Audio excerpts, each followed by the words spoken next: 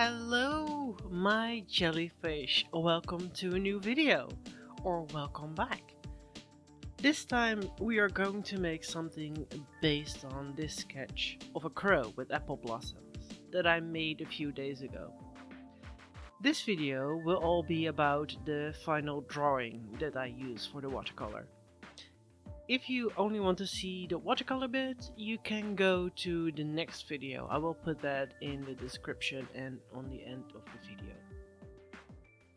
I started with making a circle where I wanted to surround the head of the crow, so not the crow itself.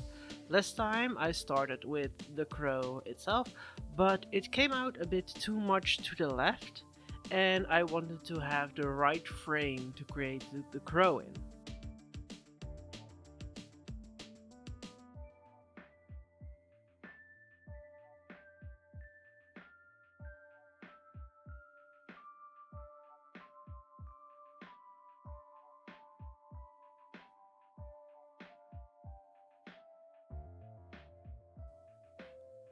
Then I made a circle for the head, and I made the eye.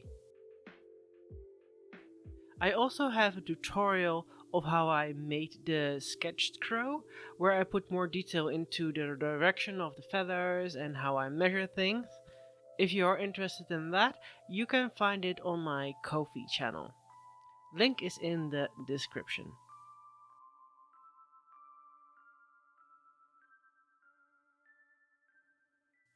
Be aware that a crow head can differ slightly depending on which reference you are using and which angle you are drawing. This is a relatively simple side view of the head, so I only have to draw one eye.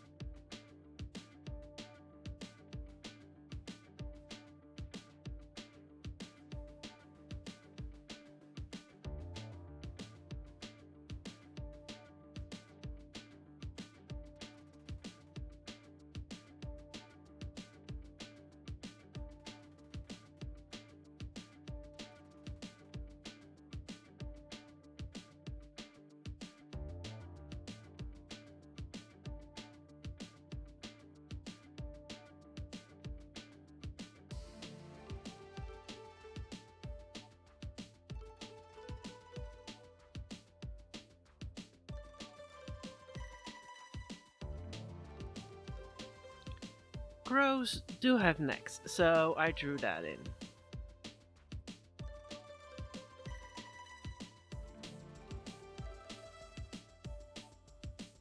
And I also sketched in a visible divide in the kind of feathers that I saw. A bird usually has different kind of feathers per body part. The head and the neck have different feathers than the main body, and the tail and the wings have different feathers as well.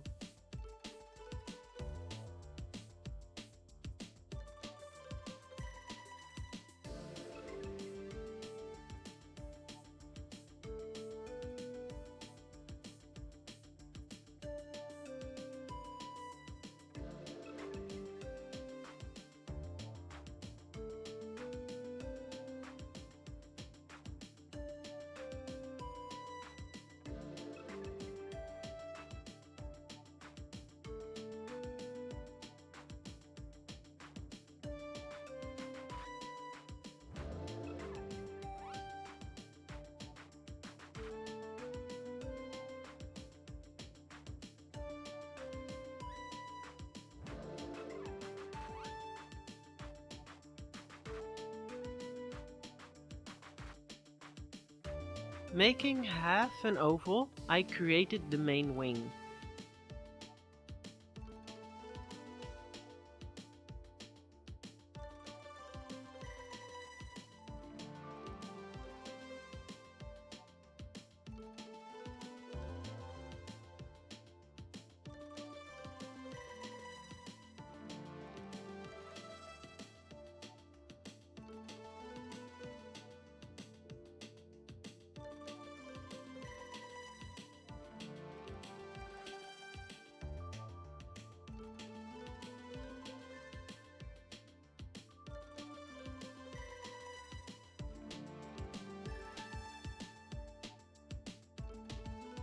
Then I made the outer wing feathers and the tail.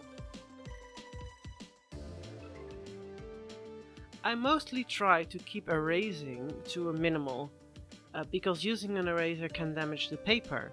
But for clarity, I used my little eraser I bought in Japan. That was a few years ago.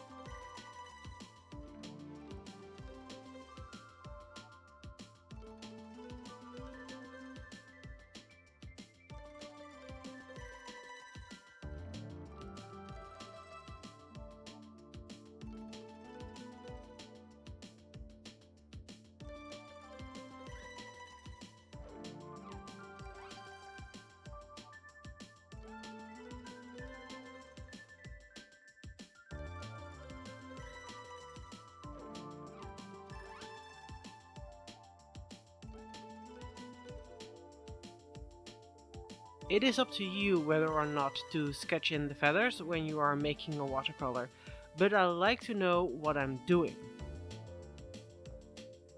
You can create the same effect with layers of watercolor.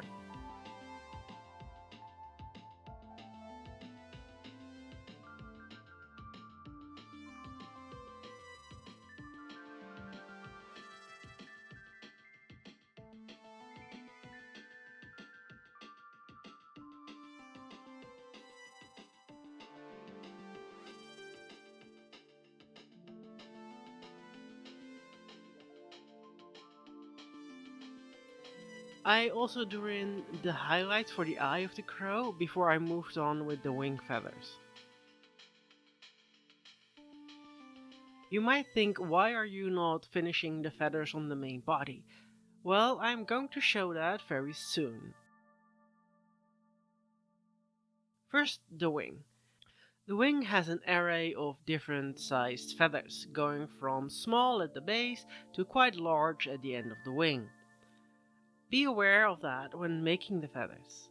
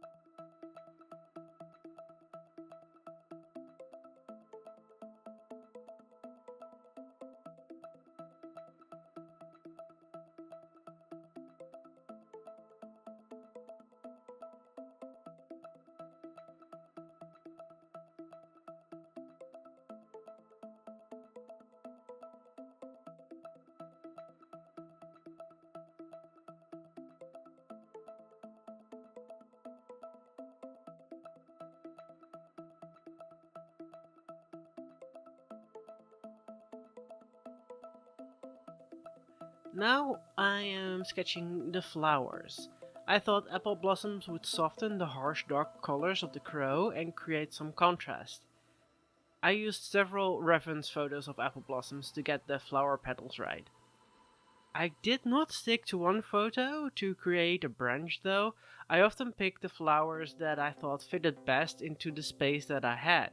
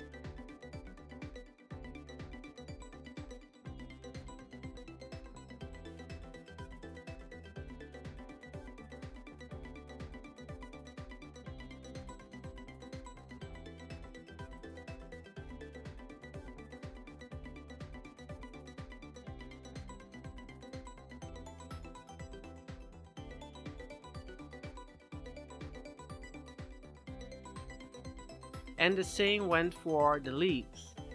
Leaves can be used in a variety of ways, by the way. You can fill up certain empty spaces, you can accentuate a particular part, and because it it is very flexible, so the leaf can be bent in almost any shape that you want.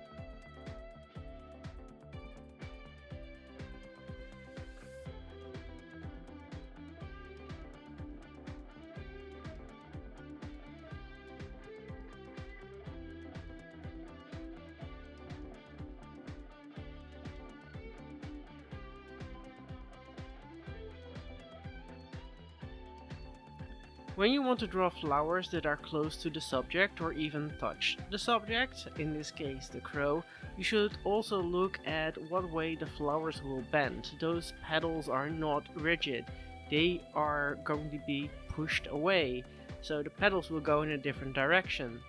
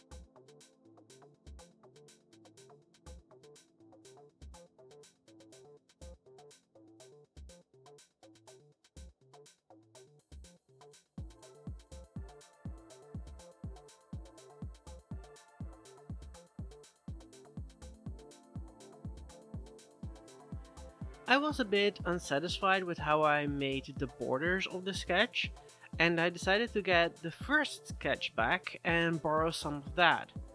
I didn't like the crow in that first sketch, but I did want to use the swirls.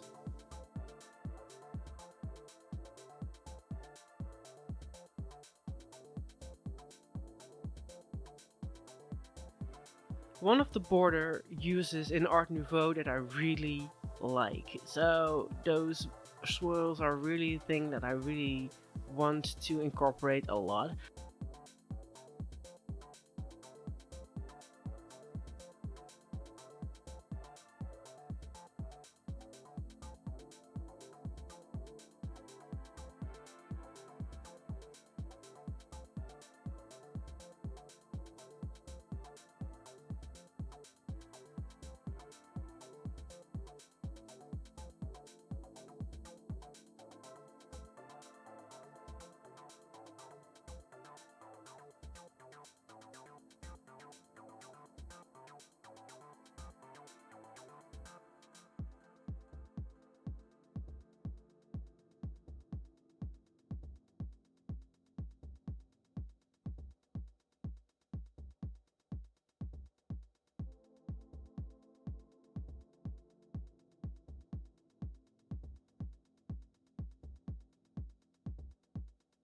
And I freehanded the swirls and drew some leaves and flowers next to the head of the crow as well, to create a space for the head of the crow to shine and be in the main focus.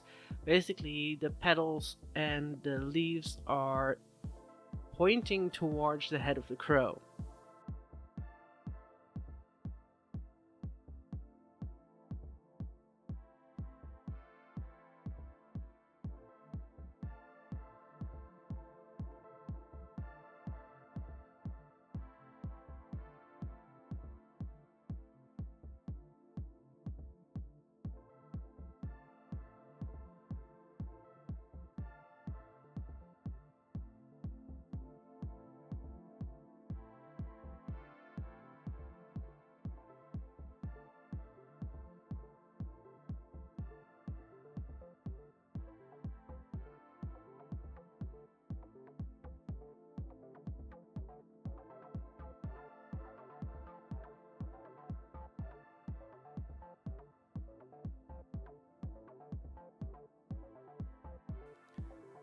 Lastly, the last swirl in the upper right corner to finish the border.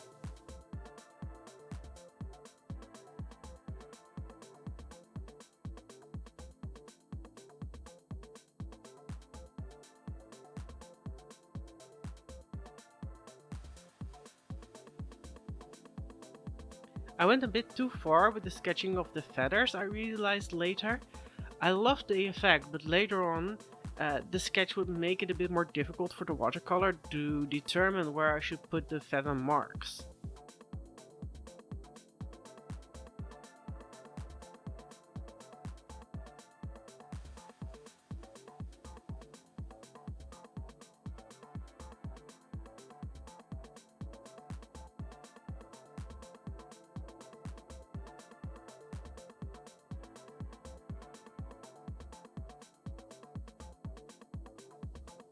I also decided to reshape the circle around the head. I wanted to give it a bit more volume.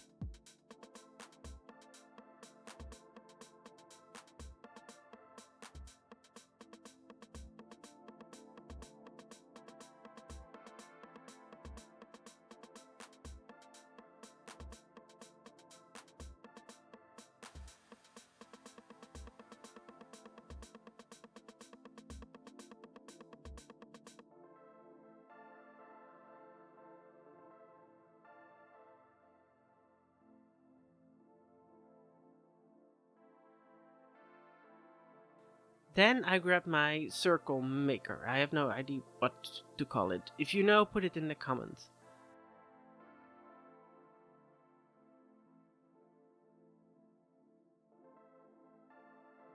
But I wanted to create the same circles inside the big circle, and with this tool I could create a nice circle pattern.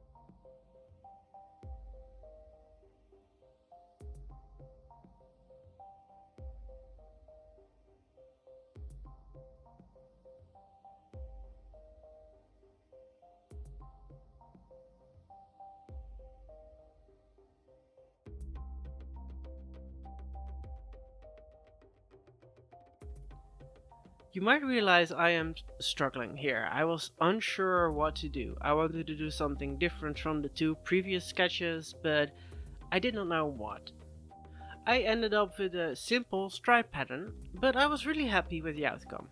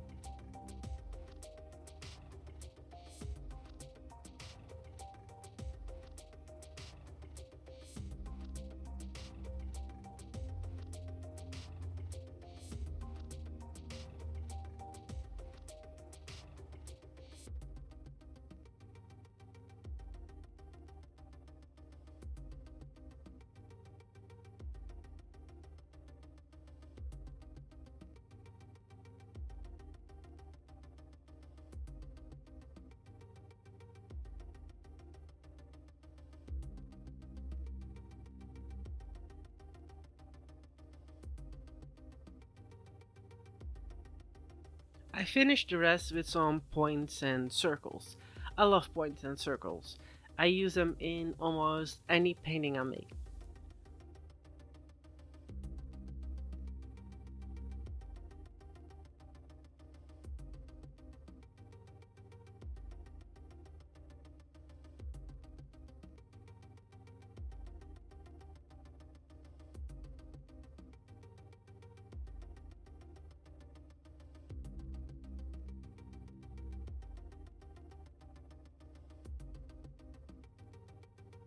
Just the last finishing touch, and that was the sketch. It took me almost half an hour to make. In the next video we are starting the watercolors. If you liked this video though, please like and subscribe. If you want to support me, you can go to my Ko-fi page and link is in the description. And if you want to buy a copy of my art, you can go to InPrint, where I sell high quality copies and you can decide yourself if you want it on canvas or metal and what size and so on. That link is also in the description. Thank you all so much, my jellyfish. I had so much fun making this crow sketch. I'm going to see you next time.